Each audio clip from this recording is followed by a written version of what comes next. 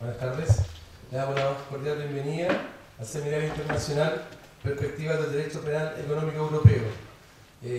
Agradecemos su presencia, le solicitamos que silencien sus teléfonos celulares y ahora los dejo con Federico Charansky del Centro de Estudios Penales y Penitenciarios de la Facultad de Derecho, quien dará inicio a esta actividad académica. Hola, muy buenas tardes. ¿El video se escucha? ¿Sí? Ok. Muy buenas tardes, muchas gracias por venir.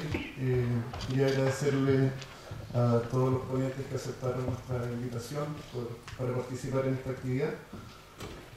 Bueno, es evidente que el derecho penal económico cada vez va a ir tomando más fuerza y más relevancia, y por lo mismo es interesante tener justamente como el título de esta reunión lo indica, perspectivas de derecho penal económico europeo, donde ya han recorrido mucho más trayecto en esta materia.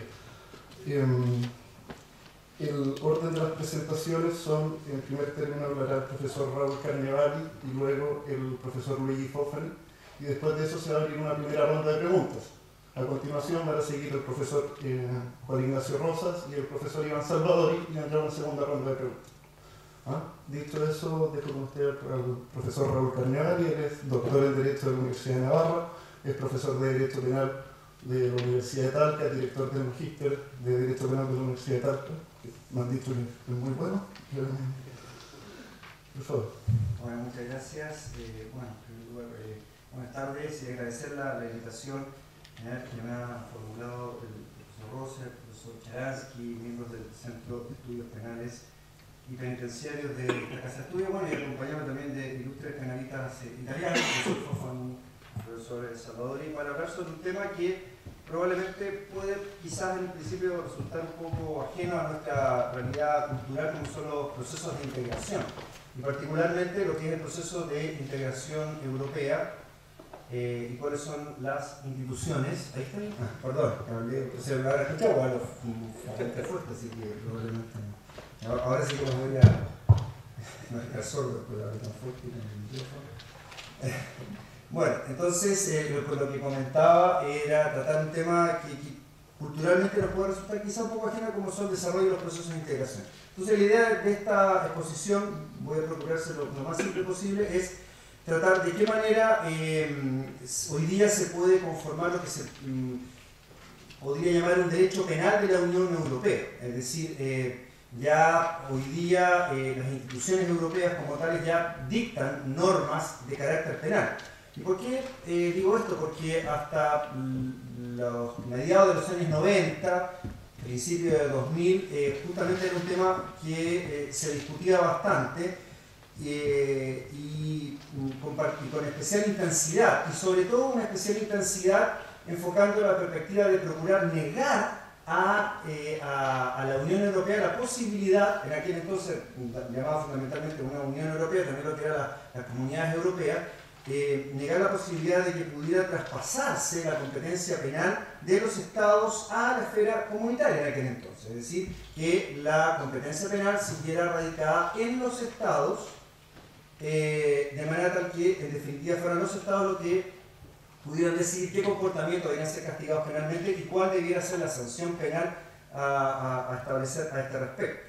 Lo cual no impedía en todo caso señalar de que las normas comunitarias sí ejercían influencia sobre los derechos penales nacionales. Por lo tanto, tampoco podía hablarse de una especie de monopolio penal absoluto de carácter estatal. Vuelvo a repetir, había la competencia penal sería radicada en los estados los que dictaban las normas penales, los que decidían en definitiva qué tipo de sanciones, pero eso no impedía, vuelvo a repetir, de que existieran ciertas normas de carácter comunitario que ejercían influencia sobre los derechos penales nacionales. Bueno, ¿cuáles eran las razones que se esgrimían en aquel entonces? Vuelvo a repetir, estamos hablando de década del 90, principio de 2000 más o menos, Tratado de Maastricht, para ubicarnos fundamentalmente, posteriormente el Tratado de Ámsterdam.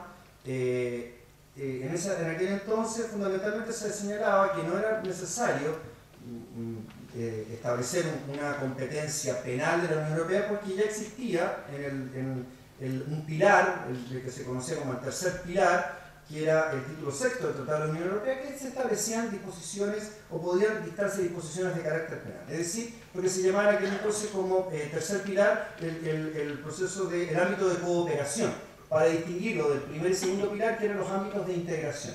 ¿Y cuál era la particularidad cuando uno hablaba de ámbito de cooperación? Que la lógica era relativamente similar a lo que era propio del derecho internacional, es decir, dentro de este ámbito de cooperación o tercer pilar se dictaban decisiones marco, convenciones que luego los estados la ratificaban y la incorporaban en sus ordenamientos nacionales, pero en definitiva era una decisión del Estado el incorporar dichos convenios o dichas decisiones. En cambio, si uno hablaba del primer pilar o ámbito de integración, ahí ya el Estado no tenía tanta libertad, es decir, si se dictaba una norma comunitaria, los Estados estaban obligados a incorporarla a sus propios ordenamientos jurídicos, entonces la decisión no existía fundamentalmente o el ámbito era bastante más reducido. Entonces, claro, se decía, no era necesario una competencia porque ya existía un pilar que permitía recoger todos los problemas de orden penal como el terrorismo, tráfico de personas, tráfico de drogas, trata de personas, en fin.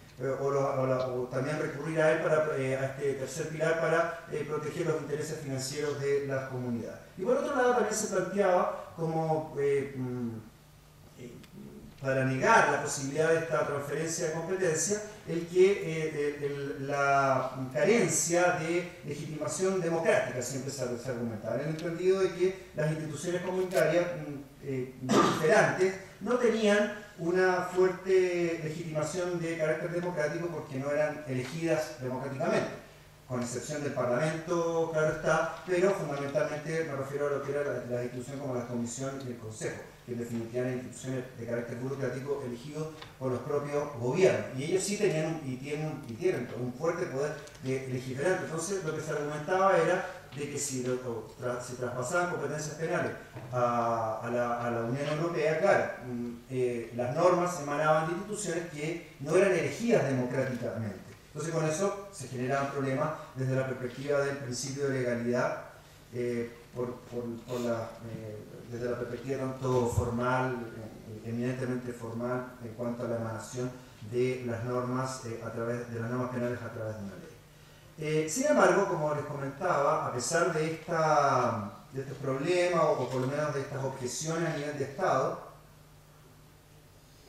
ello no impedía señalar de que efectivamente el derecho comunitario europeo sí ejercía influencia sobre los derechos penales nacionales, ya sean efectos de carácter positivo, es decir, que existían o a través de la normativa europea obligaba a los estados a incorporar normas de carácter penal, o por lo menos ejercía una influencia para generar normas penales, o sea, un efecto positivo, un incremento de normas penales, como por otro lado también a través de las normas europeas podían generar un efecto negativo, es decir, un efecto despenalizador. Es decir, por ejemplo, si existían normas penales nacionales que podían estimarse que limitaban las libertades, la libre circulación de determinados factores productivos, o las 4 libertades comunitarias que se llaman, que son la libertad de la libre circulación de mercancías, capitales, servicios, personas. Si existían normas penales nacionales que podían generar una traba, ellos estimaban que afectaba al mercado común y por lo tanto debía el Estado derogar dichas disposiciones. Y eso generó, por cierto, un efecto despenalizador, lo cual con ello se pone en evidencia que efectivamente había una influencia de la normativa comunitaria en los derechos penales nacionales, está claro. Pero eso no impedía que igualmente la competencia penal seguía fuertemente radicada en los estados. Pues bien, también se planteaba de qué manera podían protegerse también los intereses comunitarios. O sea, un evidente interés comunitario son los intereses financieros de las comunidades. Que son intereses comunitarios, se me refiero a que pertenecen a Europa o a la Unión Europea.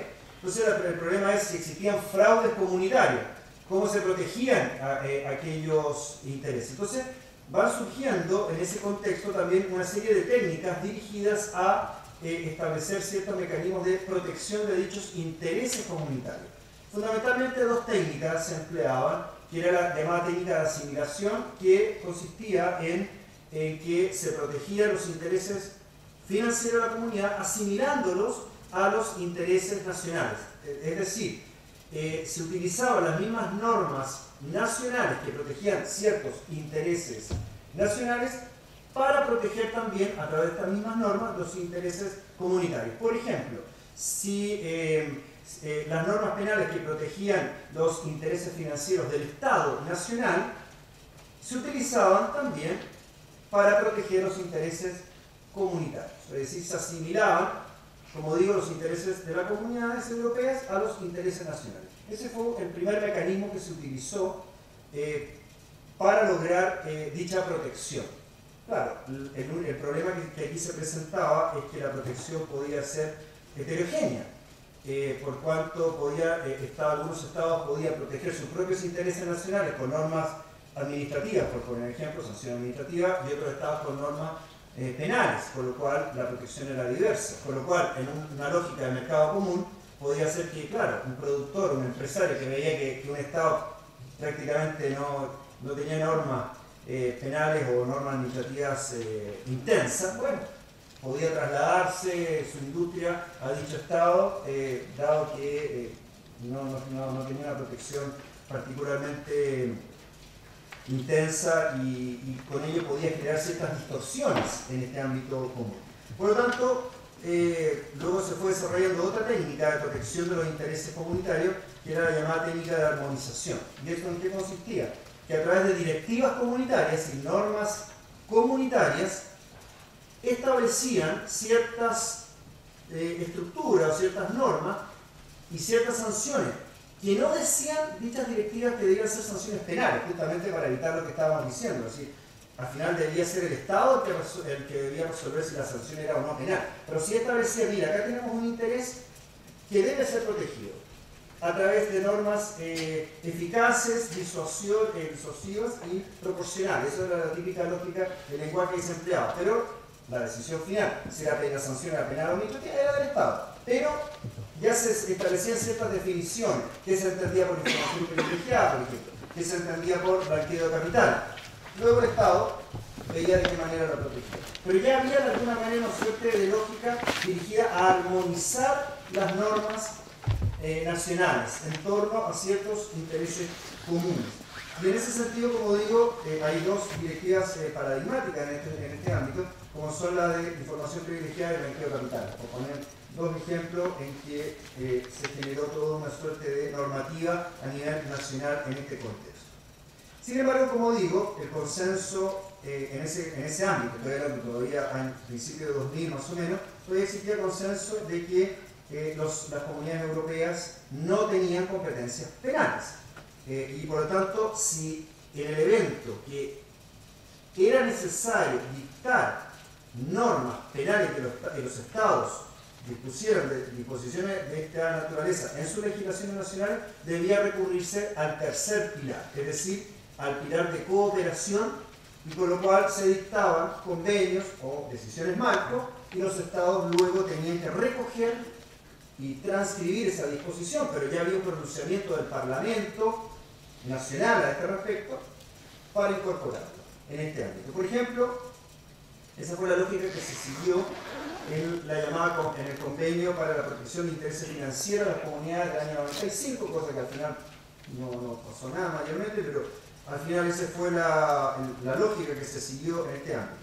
Y luego los mismos tratados, en el Tratado de Ámsterdam, por ejemplo, el Tratado de la Unión Europea de Ámsterdam del año 99, también se establecían una política similar, es decir, del llamado tercer pilar, ámbito de cooperación, para, por ejemplo, en materia de tráfico de drogas, explotación sexual, pornografía infantil, falsificación de formas de pago, de falsificación de moneda.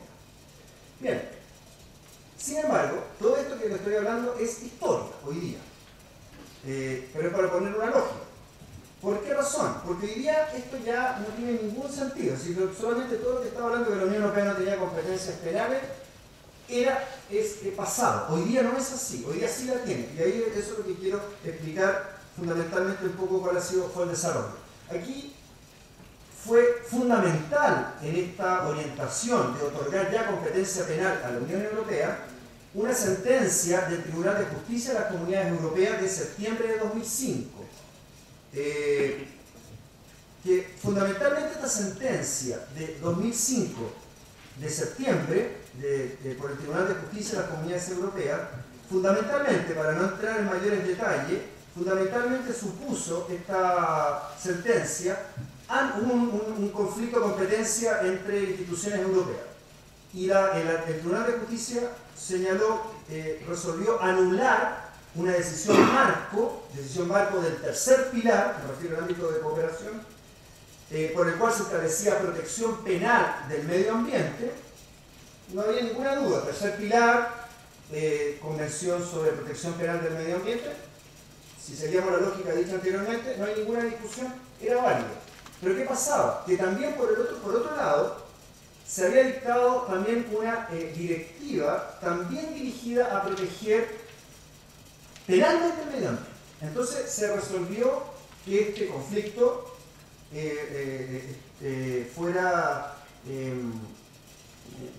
decidido por este tribunal, por el Tribunal de Justicia de la Comunidad Europea. ¿Y qué fue lo que decidió este tribunal? Dispuso que la decisión de una directiva emanada del primer pilar, es decir, del proceso de integración, gozaba de primacía sobre las normas del tercer pilar. Es decir, que dado que el medio ambiente es un interés comunitario, tenía competencia las instituciones del ámbito de la integración para dictar normas e incluso penales para resolver y proteger dicho interés, por sobre el tercer pilar. Entonces, dado este conflicto, lo que quiso decir en términos muy amplios, ambos pueden hacerlo, pero frente a este conflicto goza de primacía las normas del primer pilar por sobre el tercer pilar. Entonces, en ese conflicto era posible, así lo dispuso la norma, la sentencia del tribunal, que una directiva emanada de la comisión pudiera dictar normas, incluso con definiciones penales, sobre una materia de interés comunitario como era el medio ambiente. Entonces, ¿por qué digo que es una sentencia fundamental en este sentido? Que cambió toda la lógica que estaba señalando anteriormente. Era de que ya podían normas del primer pilar dictar disposiciones de carácter penal, es decir, normas e instituciones europeas podían ya dictar disposiciones penales dentro del llamado, como digo, primer pilar. Entonces eso, desde ese momento, esto es lo que se conoce como el caso del medio ambiente, podríamos llamarlo, es como la piedra angular, podríamos decir, ¿no? En este sentido, y que cambió un poco la lógica a futuro. Entonces, aquí quisiera simplemente poner de relieve dos puntos, creo, centrales e importantes para entender esta lógica de la construcción europea. Uno, el rol que cumple y cumplirá seguramente el Tribunal de Justicia de la Comunidad Europea, porque justamente han sido sus decisiones las que han ido construyendo, podríamos decir, el Estado de Derecho Comunitario, por llamarlo de alguna manera, derecho comunitario o Estado de Derecho Europeo, es decir, sus decisiones. Y en el ámbito penal ha sido fundamental, desde la llamada sentencia del maíz griego, quizá pasando por otra sentencia que fue dictando resoluciones en este sentido, hasta llegar a esta que ya es la piedra angular en este ámbito de lo que estamos hablando, es decir, ya no hay marcha atrás a este respecto. Eso por una parte. Creo que destacar lo que algunos llaman incluso que en Europa existe el llamado gobierno de los jueces. Lo que mandan son los jueces, quizás, en este sentido. Por lo cual asustaría a algunos acá también, ¿no? Que fueran los jueces después. Pero en Europa la construcción ha sido fundamental del Tribunal de Justicia. O sea, la PIRAN ha sido fundamental en la construcción de este Estado de Derecho europeo. Y el otro tema, también creo que de particular de trascendencia, es que si bien esta sentencia, que es de septiembre de 2005, se refiere a un ámbito muy concreto, que fue el tema del medio ambiente. El medio ambiente es un tema fundamental dentro del proceso de integración europea. Y así lo han decidido, especialmente a partir fundamentalmente del año 72. Si uno revisa los tratados de la época, hasta el año 72 prácticamente no se hablaba del medio ambiente. Poco a poco se le fue dando mayor importancia hasta que hoy día es una materia fundamental dentro del ámbito europeo, de manera tal entonces que al estimarse que es un objeto fundamental en el proceso de integración, ya se entiende en ese contexto de que pueden dictarse normas de lo que se llamaban en aquel entonces normas dentro del ámbito del primer pilar o ámbito de integración. Y por tanto, en este contexto y atendido a la sentencia del tribunal, pueden dictarse a nivel europeo sanciones penales. Pero ¿qué es lo que quiero destacar en este sentido? De que el proceso de integración europeo no tiene un listado de materias que forman parte de su proceso de integración, sino que es un desarrollo integrador que en la medida en que hay un interés en una materia que resulta fundamental para el proceso de integración, la van comprendiendo dentro de esta y por lo tanto van adquiriendo competencias que regulan y pueden regular estas materias. Si ustedes revisan total, no es que existe un listado, estas van a ser de la Unión Europea, estas van a ser competencias nacionales, sino que puede que algunas materias vayan incorporándose y en la medida en que se entiendan como fundamentales, va dictándose en este sentido normas europeas o normas comunitarias en aquel entonces. Entonces todo esto supone que, si bien es cierto, esta resolución del tribunal es referida al medio ambiente, eso no priva de que puedan luego otras materias también ser incluidas dentro de este ámbito y dictarse sanciones penales y definiciones penales. De manera que se puede ir desarrollando lo que podría llamarse una especie de política criminal europea en este ámbito con disposiciones de la Comisión o dentro de estas instituciones. Bueno, ¿cuáles son las repercusiones? Y voy rápido, porque si no, Felipe se van a estar acá. Entonces, voy a la recién, así que tratar de ser más rápido. Bueno, ¿cuáles son las repercusiones desde el punto de vista del principio de legalidad? Y aquí es lo que tengo que detenerme y un poco más rápido. Bueno, lo que sucede es lo siguiente. ¿Cuáles son las repercusiones desde el punto de vista del principio de legalidad? Dado que fundamentalmente son las instituciones comunitarias las que dictan a través de directivas qué es lo que son las normas, las sanciones penales, y los estados, por tanto, frente a estas normas europeas, solamente no pueden decidir, sino que simplemente tienen que transcribir e incorporar a sus ordenamientos nacionales, o sea, no tienen ningún poder de decisión. Lo que se plantea y se discute es eso no puede generar problemas desde el punto de vista del principio de legalidad a nivel nacional. ¿En qué sentido? De que, dado que los estados tienen la obligación simplemente de traspasar a sus derechos internos, podríamos llegar a concluir que el rol en esta materia de los parlamentos nacionales es un rol meramente decorativo, porque no pueden cuestionarlo. Es decir, lo ya decidido en la esfera comunitaria deben incorporarlo a sus ordenamientos nacionales. Por lo tanto, todos los juicios de merecimiento, juicios de necesidad de pena, ya ha sido resuelto por el legislador comunitario. Y por lo tanto, el rol que podría tener el Parlamento Nacional o los Parlamentos Nacionales es bastante escaso o mínimo en este sentido. Por lo tanto, el espacio o el límite en cuanto al poder de actuación de los estados va a ser bastante reducido. Y esto ya está ocurriendo de alguna manera porque, por citar un solo ejemplo, relativamente reciente, hay una directiva de diciembre de 2011 sobre la lucha contra los abusos sexuales, la explotación sexual de los menores y la pornografía infantil, que es una directiva comunitaria, en que allí se señala que la presente directiva obliga a los Estados miembros a establecer sanciones penales en su legislación nacional. Entonces lo dice expresamente, aquí ya no hay duda alguna de todo lo que estamos hablando. Esta norma europea, los Estados están obligados a incorporarla a sus ordenamientos nacionales en esta materia.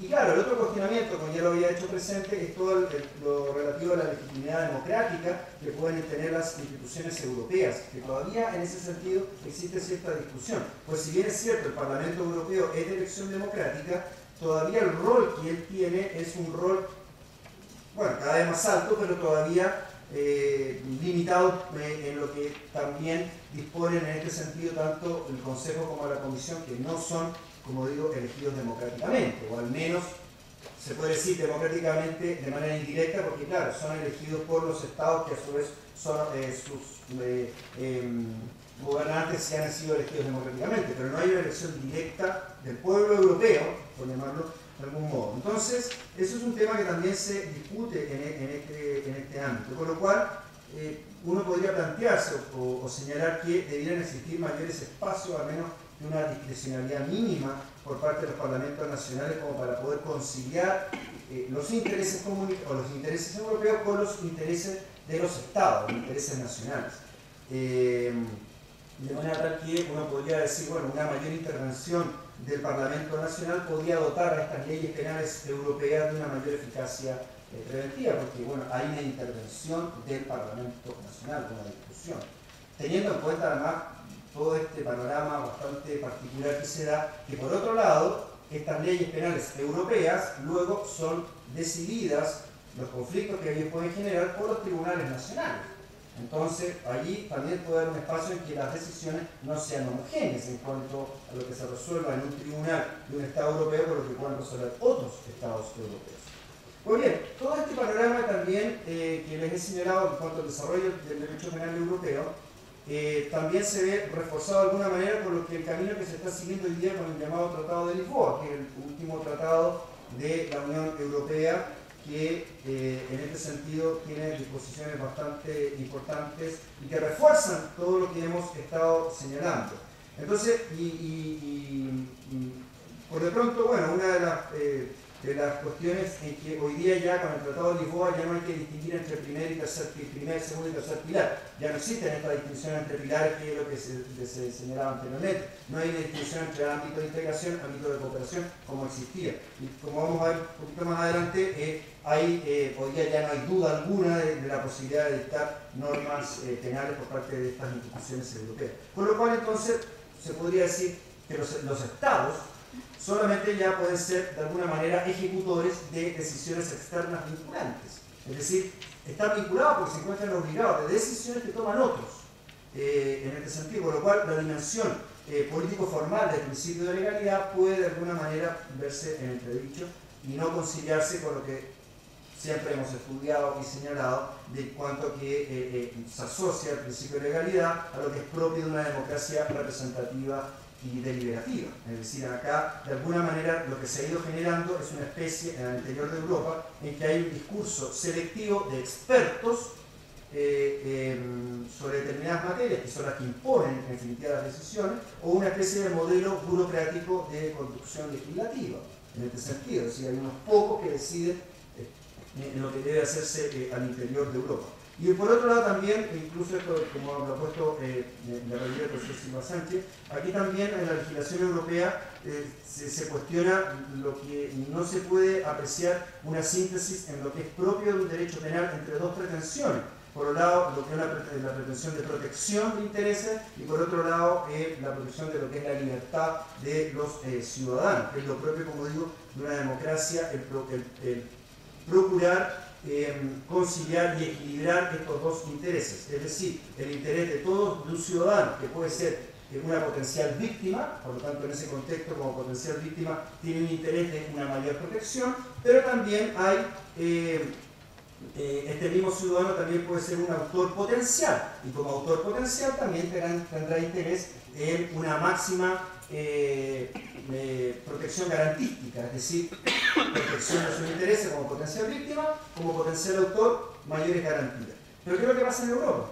Y esto es lo que se discute. De que en Europa, como son las instituciones europeas las que legislan protegiendo sus propios intereses. Entonces, Europa se pone en el papel de víctima. Entonces, como víctima potencial. Entonces, no se asume esa necesaria imparcialidad de quienes pretenden dictar normas en este contexto y por lo tanto conciliar estos intereses, sino que Europa o las instituciones legislantes en el ámbito de Europa solamente se ponen en el papel de potenciales víctimas y solamente les interesa lo que es la protección de sus intereses, particularmente los intereses financieros. Por lo tanto, hay una situación que puede resultar particular a este respecto. Y por último, señalar de que a la luz de este Tratado de Lisboa, que entró en vigor el 1 de diciembre del año 2009, como decía anteriormente, ya ha desaparecido toda esta distinción entre los pilares. Ya no se habla incluso de Comunidad Europea, hoy día solamente se habla de Unión Europea, no hay una distinción a este respecto. Por lo tanto, ya no hay una diferencia entre ámbitos de integración y ámbitos de cooperación. El tratado también, este tratado introduce, el tratado de Ligoto, un segundo capítulo titulado relativo a la cooperación judicial en materia penal, en que allí se señala, y leo muy brevemente, dice que se dispone que el Parlamento Europeo y el Consejo podrán, a través de directivas adoptadas conforme al procedimiento legislativo ordinario, que está regulado hoy, establecer normas mínimas relativas a la definición de las infracciones penales y de las sanciones en ámbitos delictivos que sean de especial gravedad y tengan una dimensión transfronteriza. Esto lo he leído textual, esto está en el Tratado de Lisboa, por lo cual ya claramente ya hablar de derecho penal de la Unión Europea no tiene mayor sentido seguir discutiendo. Es lo que existe y lo que hay. Por lo tanto, hay que procurar ahora, los que se dedican al tema, es procurar, bueno, acotar el rol o la actividad que puedan estas instituciones tener. ¿Y cuáles son los ámbitos que en el dicho tratado se señalan que pueden establecer definiciones? Dicen el ámbito del terrorismo, el tráfico de drogas, tráfico de armas, blanqueo de capitales, la corrupción y la delincuencia organizada. Con lo cual aquí hay una amplitud que no se sabe a qué se refiere. Puede ser tan amplio hablar de delincuencia organizada que al final puede ser entrar en muchas materias, es amplio en ese contexto. Luego también se establece en el tratado la creación de una Fiscalía Europea, a partir de la Eurojust, para combatir precisamente la infracción de los intereses financieros de la Unión. Competencia que ahí mismo se señala puede ser ampliada si así el Consejo Europeo lo resuelve. Bien, para finalizar entonces, hoy día uno ya puede decir de que ya la institución europea tiene competencias penales, eso es clarísimo a este respecto. Lo que en un pasado se discutía, se cuestionaba, hoy día ya no es. Las sentencias que acabo de mencionar fueron fundamentales en este sentido y lo que ya dispone el Tratado de Lisboa. Así es que lo que sí hay que tener en cuenta es, bueno, de qué manera podemos quizás acotar o determinar o precisar cuál debe ser el rol o de qué manera el legislador europeo debe trabajar para evitar que se puedan infringir determinadas garantías. Creo particularmente es lo que es el principio de legalidad. Bueno, muchas gracias.